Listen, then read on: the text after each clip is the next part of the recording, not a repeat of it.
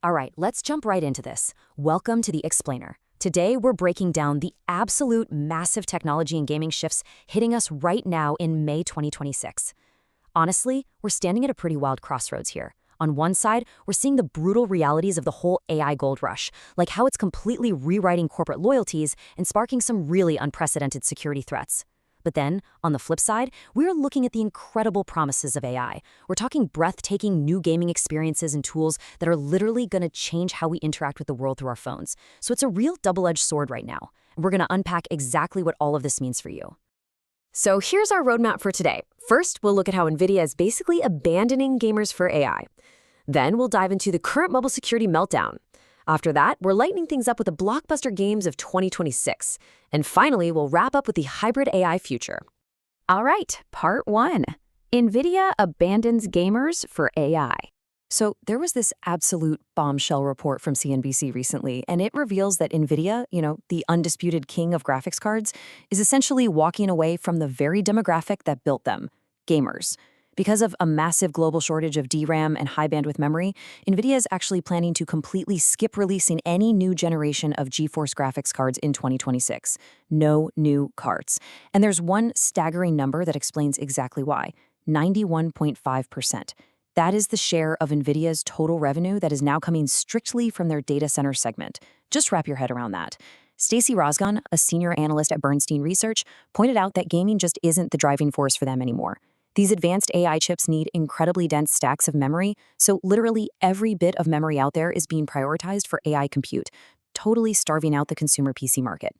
Look, at the end of the day, it comes down to brutal math. If you're Nvidia, you've got limited resources, right? So do you use those resources to make a gaming GPU, like the RTX 5090, which sells for maybe $2,000 at a 40% profit margin? Or do you manufacture a Blackwell AI chip that sells for up to $40,000 with a massive 69% profit margin? I mean, from a pure business maximizing shareholder value perspective, it's a total no-brainer. They've already cut GeForce production by up to 40%. But from a customer loyalty standpoint, oh man, this sudden pivot is causing a massive uproar in the gaming community. Because behind all that math, there's a really deep sense of betrayal. Greg Miller from Kinda Funny Games really hit the nail on the head. He said, "Dance with the one who brought you.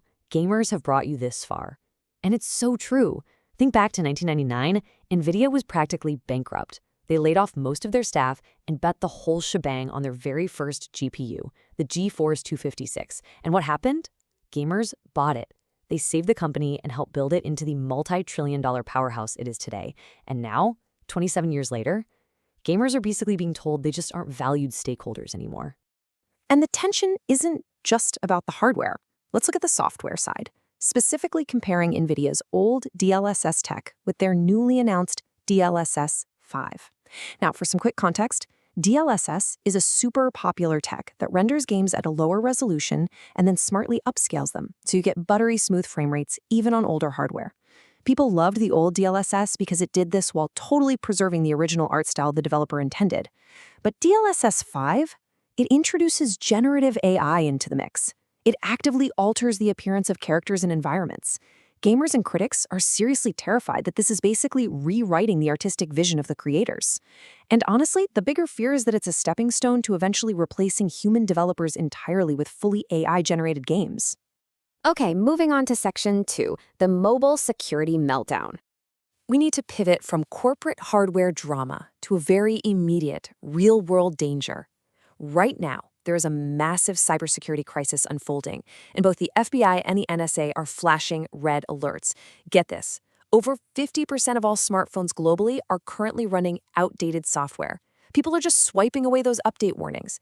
And what that means in reality is that 270 million iPhones and over 40% of all Androids are actively at risk from new malware and spyware right this second. These are not theoretical, maybe someday threats. These are real vulnerabilities sitting right there in people's pockets. And what makes this so incredibly terrifying is how democratized the hacking tools have become. According to the UK's National Cybersecurity Centre, over 100 countries now have access to highly sophisticated spyware. Back in March 2026, a major hacking tool leaked online, which basically means you don't need to be a global superpower to break into an iPhone anymore. Small nations, random hacking groups, private orgs, they all have these tools now. In fact, there's an active zero-day attack happening right now meaning hackers found a vulnerability before the developers even had a chance to patch it, and it is actively bypassing security controls to just take over devices. So, what does this actually mean for you?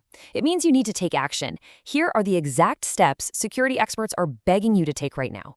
1. Update your phone's operating system immediately. Just do it. 2. Turn on auto updates so you never miss a critical security patch again. 3. Enable two-factor authentication on all your important accounts. And 4. Use a VPN whenever you're on public Wi-Fi. Also, please check your app permissions, and for the love of everything, do not click on suspicious links. All right, let's take a breath and jump into Section 3, Blockbuster Games of 2026. So, despite all the hardware shortages and AI drama, the actual games coming out are seeing an absolute boom in innovation. Let's talk about Forza Horizon 6, which is Xbox's first major exclusive of the year. Guys, this game is a lavish, gorgeous love letter to Japanese car culture. You're getting over 500 cars, including total legends like the Nissan GT-R R34 Skyline and the classic Toyota AE16. But the setting is what's really blowing people away. You're racing through the neon streets of Tokyo, drifting near Mount Fuji and cruising Okinawa. And it's all tied together by this incredible dynamic season system. You'll literally drive through spring with pink cherry blossoms blowing around, hit up summer festivals, see autumn leaves, and slide through winter snow. The artistic detail here is just absolutely next level. Then we've got the highly anticipated 007 First Light. This is from IO Interactive, the brilliant team behind the Hitman series. Now keep in mind, this is not the explosive action hero James Bond we've seen in recent movies. This is a gritty origin story set back in the early 1960s. It's a stealth action RPG that leans heavily into dialogue, political intrigue, and complex old-school espionage across London, Berlin, Istanbul, and Hong Kong. You really have to make smart choices, use advanced disguises, and genuinely learn the craft of being a Cold War spy. Now, First Light definitely has a clear duality to it. Its strengths are amazing. A super deep story, advanced stealth mechanics, truly meaningful dialogue choices, and this authentic, heavy paranoia vibe. But there are some concerns you should keep in mind. If you're an action junkie who just wants constant shootouts, the slow pacing and steep learning curve might feel a bit too niche for you. It really relies on patience and strategy. But honestly, if you're a stealth fan, this looks like it's going to be an absolute masterpiece. Which brings us to Section 4, the hybrid AI future. So, pulling all these threads together, we are seeing AI and cloud tech actively merging to create a whole new tier of consumer tools. There are tons of rumors swirling around Microsoft's next-generation console, codenamed Xbox Project Helix, and the expected specs are pretty mind-blowing. We are talking about an AMD Zen 6 processor with dedicated AI cores, plus 32 gigs of GDDR7 memory.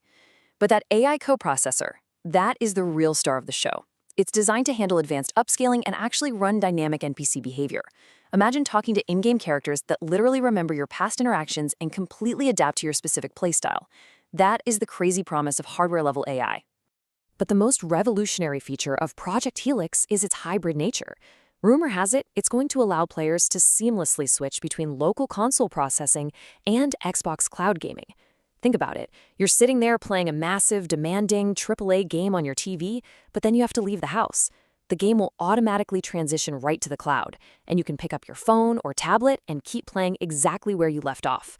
The whole Play Anywhere dream, it looks like it's finally becoming a reality. We are also seeing this AI revolution happen directly in our pockets with Apple's new iOS 27 update. Apple is rolling out what they call visual intelligence right into the camera app. And this is huge. It transforms your camera from just a passive lens into an active information tool. You point your phone at a struggling houseplant and it tells you exactly how to care for it. Point it at a random restaurant on the street, and boom, you've got the menu and hours popping up. Plus, they're introducing these incredibly powerful generative AI editing tools like Extend, Enhance, and Reframe, all processed right there on your device. And to make this on-device AI future a reality, we are witnessing something completely unprecedented.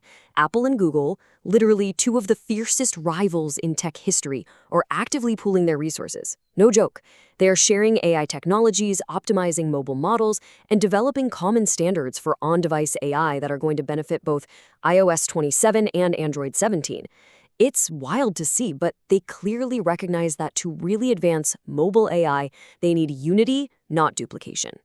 Which brings us to the ultimate question we really have to ask ourselves after looking at all of this. Are we truly ready for a world where AI touches or even controls almost everything? We're stepping into an era where massive AI profits can just completely erase decades of customer loyalty overnight. An era where democratized hacking tools put billions of phones at risk. But at the same time, it's a world where our games become these living, breathing virtual realities, and our phones become brilliant active extensions of our own minds. It is a lot to process for sure. So make sure you update your devices today, keep a really critical eye on where all these technologies are taking us, and I will see you on the next explainer.